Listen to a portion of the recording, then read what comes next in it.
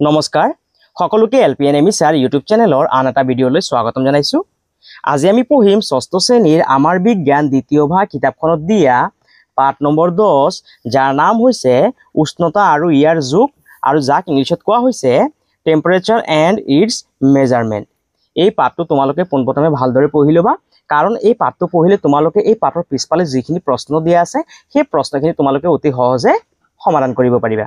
সেইভাবে তোমালোকে পাঠটো ভালদৰে পঢ়ি পেলাই বুজিবলৈ চেষ্টা কৰিবা।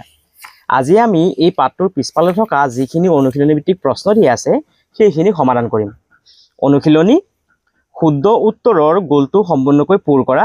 1 নম্বৰ প্ৰশ্ন, কাষৰ চিত্ৰৰ থাৰ্মোমিটাৰে দেখুওৱা সঠিক পাঠটো কি? আৰু এই প্ৰশ্নখিনি সমাধান কৰাৰ আগতে চোৱা ইয়াৰ আগৰ পেজ অৰ্থাৎ 88 নম্বৰ পেজত চোৱা এই পাঠটোৰ যোনখিনি মূল কথা আছে সেইখিনি ইয়াত দিয়া আছে। তোমালোকে কি শিকিলা? কোনো বস্তুৰ উত্তাপৰ পৰিমাপ হ'ল উষ্ণতা। তোমালোকৰ পৰীক্ষাত আহিব পাৰে যে উষ্ণতা কি, তেতিয়াহ'লে তোমালোকে এই লাইনটো লিখিবা যে কোনো বস্তুৰ উত্তাপৰ পৰিমাপ হ'ল উষ্ণতা। এইটো ভালদৰে চাই ল'বা, তোমালোকৰ পৰীক্ষাত 1 মাৰ্কৰ কুৱেশ্যন আহিব পাৰে। 2 নম্বৰ পইণ্ট, উষ্ণতা জুখিবলৈ ব্যৱহাৰ কৰা যন্ত্ৰটোক থাৰ্মোমিটাৰ বা তাপমেটা বোলা হয়। যেতিয়া আমাৰ জ্বৰ হয় তেতিয়া আমাৰ শৰীৰৰ উষ্ণতাটো বাঢ়ি যায়, তেতিয়া আমি কিহেৰে জুখো? থাৰ্মোমিটাৰেৰে জুখো। অৰ্থাৎ উষ্ণতা কিহেৰে জোকা হয়? থাৰ্মোমিটাৰ বা তাপমেটাৰে জোকা হয়। এই পইণ্টটো তোমালোকে ভালদৰে চাই ল'বা, কাৰণ এইটো তোমালোকৰ পৰীক্ষাত আহিব পাৰে।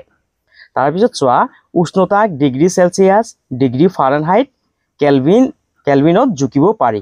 এইখিনি চাই ল'বা।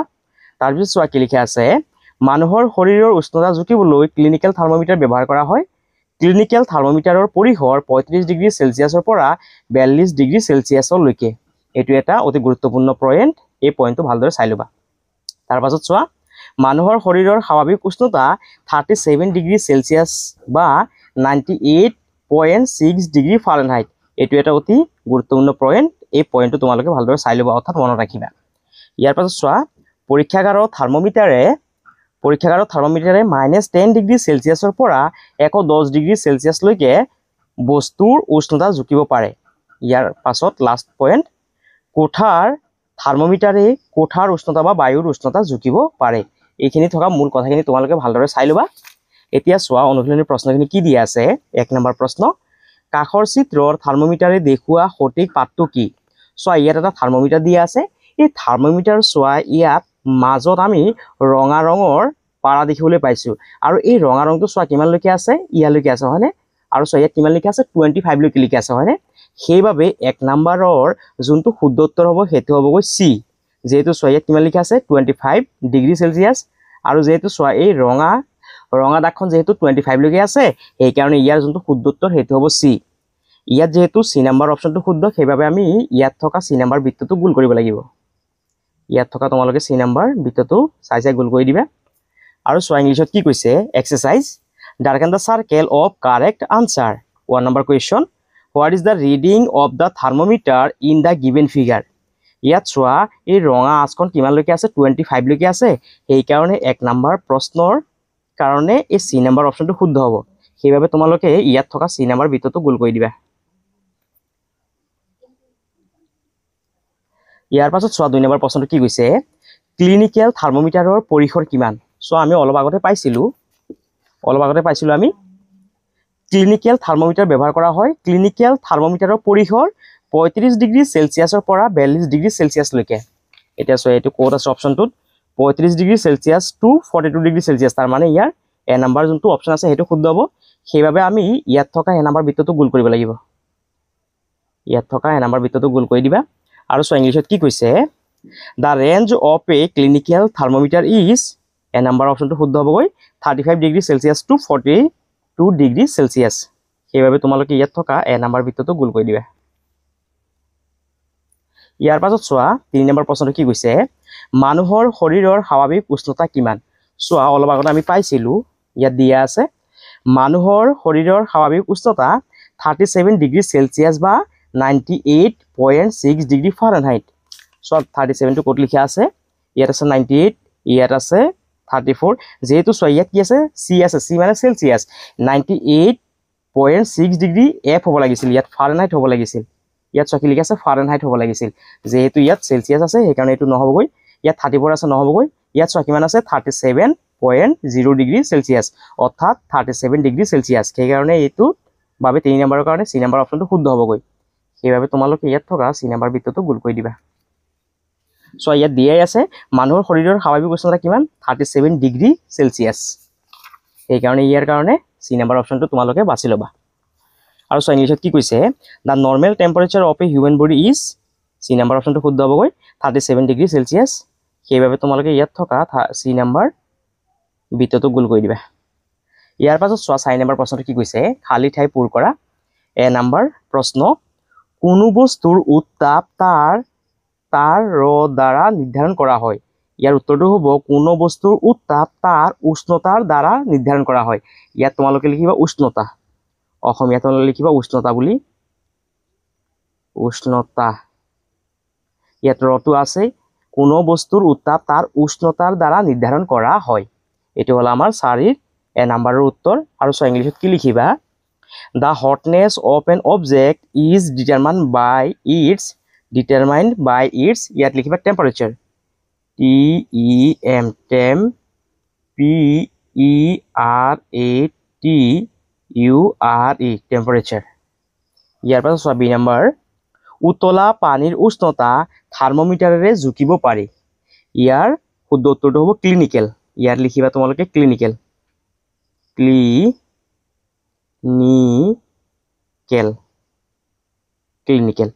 উতলা পানীৰ উষ্ণতা ক্লিনিক্যাল থাৰ্মোমিটাৰেৰে জুকিব নোৱাৰে ইয়াত কৈছে নোৱাৰে উতলা পানীৰ উষ্ণতা ক্লিনিক্যাল থাৰ্মোমিটাৰে আমি জুকিব নোৱাৰি আৰু সব নম্বৰটো ইংলিশত কি কৈছে temperature of boiling water cannot be measured by a ইয়াত লিখিবা clinical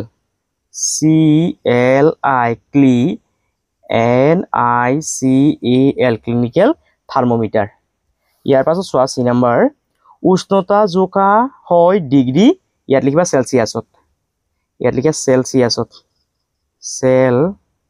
সি অন্তস্থ আকাৰ দ্বিতীয় স দন্ত্যাত্ব সেলসিয়াসত উষ্ণতা জোখা হয় ডিগ্ৰী সেলসিয়াসত আৰু ইয়াত লিখিবা temperature is measured in degree Celsius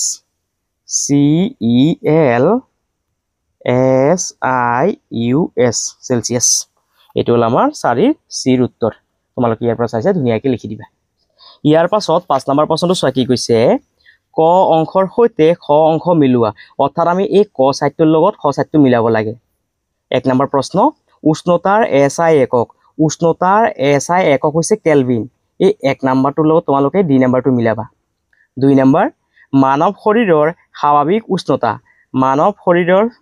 উষ্ণতাটো কিমান আছে 37 ডিগ্ৰী সেলসিয়াস বা 98.6 ডিগ্ৰী ফাৰেনহাইট এই 2 নম্বৰটোৰ লগত তোমালোকে সি নম্বৰ অপচনটো মিলাবা 3 নম্বৰ পৰীক্ষাগাৰৰ থাৰ্মোমিটাৰৰ পৰিসৰ -10 ডিগ্ৰী সেলসিয়াসৰ পৰা 110 ডিগ্ৰী সেলসিয়াস এই 3 নম্বৰটোৰ লগত তোমালোকে বি নম্বৰ অপচনটো মিলাবা 4 নম্বৰ উতলা পানীৰ উষ্ণতাটো কিমান হ'বগৈ এ নম্বৰটো হ'বগৈ 100 ডিগ্ৰী সেলসিয়াস এটো হল আমাৰ 5 নম্বৰ আৰু উত্তৰ অসমীয়াত আৰু সো ইংলিশত কেনেদৰে কৰিবা match the following part A part B part A লগত পাৰ্ট বি মিলাব লাগে আমি SI ইউনিট অফ টেম্পাৰেচাৰ এই 1 নম্বৰটোৰ লগত এই ডি নম্বৰটো মিলাবা Kelvin 2 number normal temperature of human body 37 degree Celsius or 98.6 degree Fahrenheit এই 2 নম্বৰটোৰ লগত সি নম্বৰটো মিলাবা ৰেঞ্জ অফ ল্যাবৰেটৰী থাৰ্মোমিটাৰ এই বি নম্বৰটো হ'বগৈ -10 degree Celsius to 110 degree Celsius 4 number temperature of boiling water ইয়াৰ উত্তৰটো হ'বগৈ এ নম্বৰ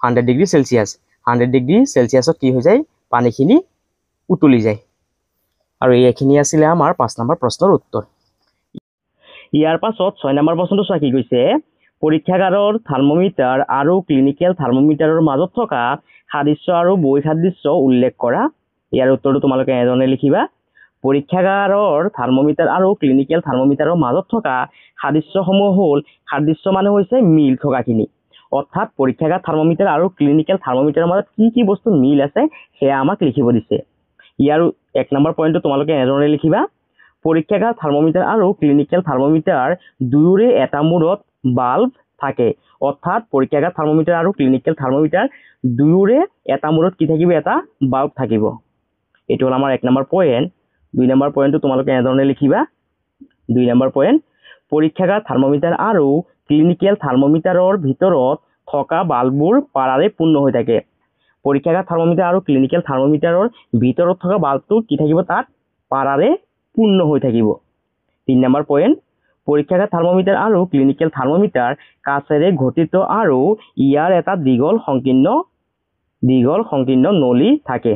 এইখিনি হৈছে আমাৰ পৰীক্ষাগাৰ থাৰ্মোমিটাৰ আৰু ক্লিনিকেল থাৰ্মোমিটাৰৰ মাজত থকা সাদৃশ্যখিনি অৰ্থাৎ মিলখিনি।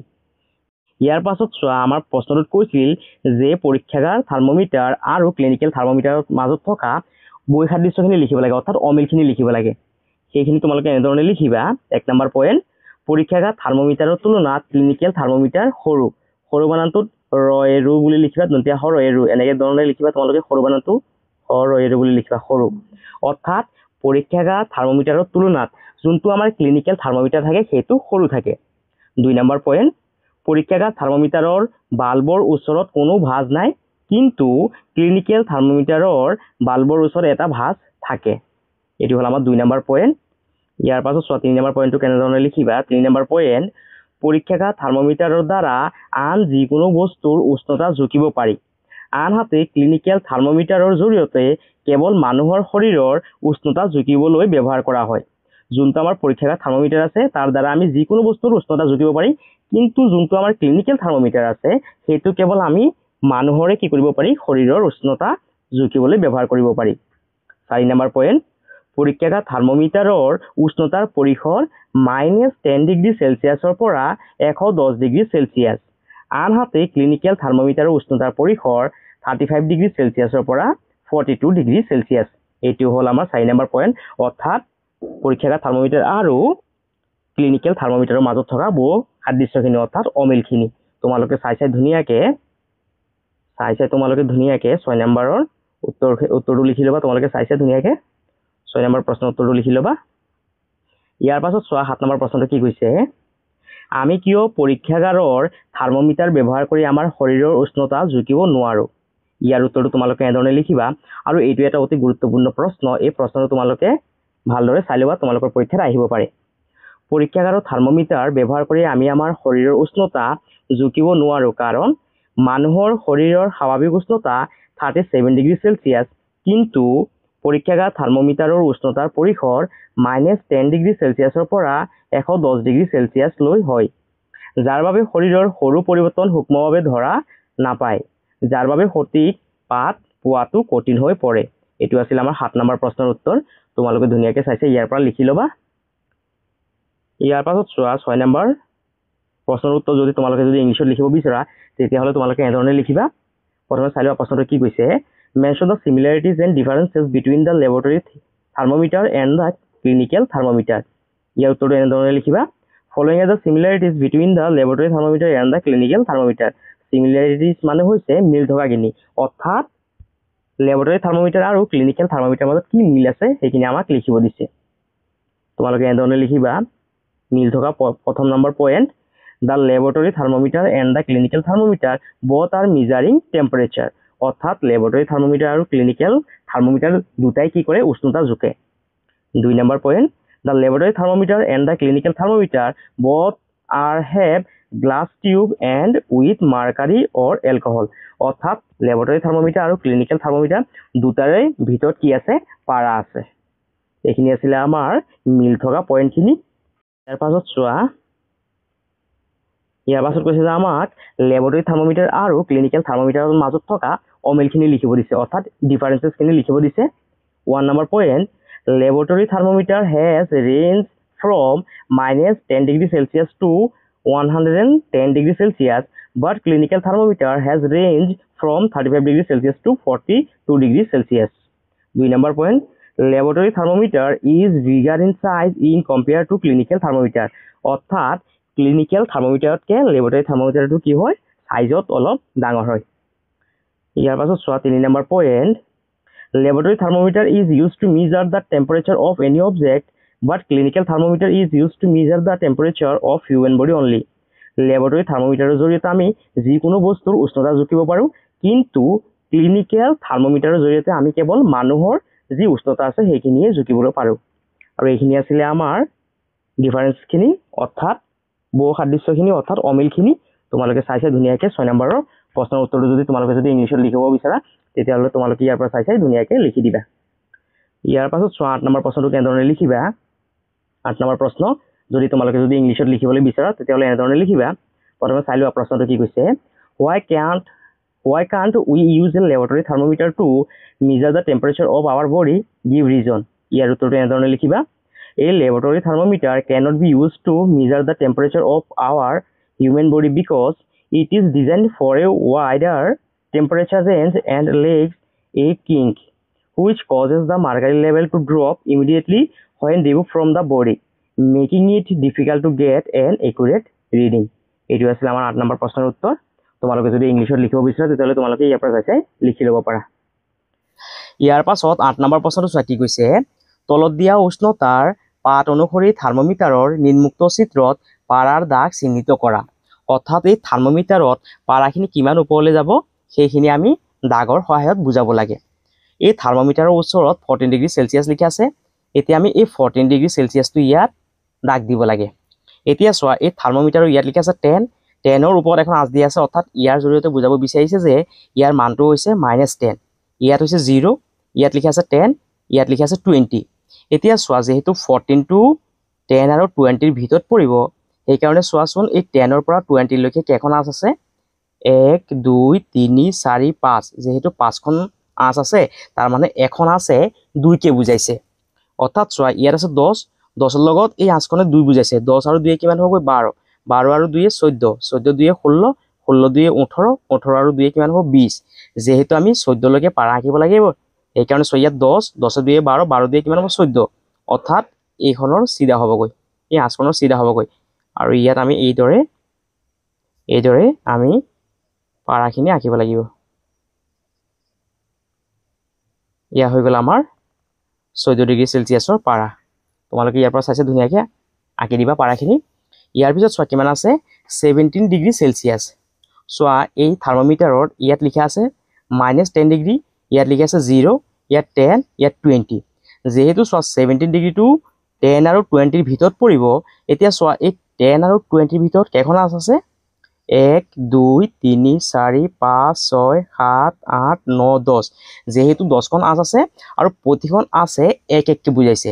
এতিয়া 10ৰ পিছত পঢ়ি যোৱাচোন, ইয়াত কিমান হ'ব 11 12 13 14 15 16 17, 17টো যেহেতু ইয়াত পৰিছে তাৰ মানে আমি পাৰাখিনি ইয়ালৈকে আঁকিব লাগিব।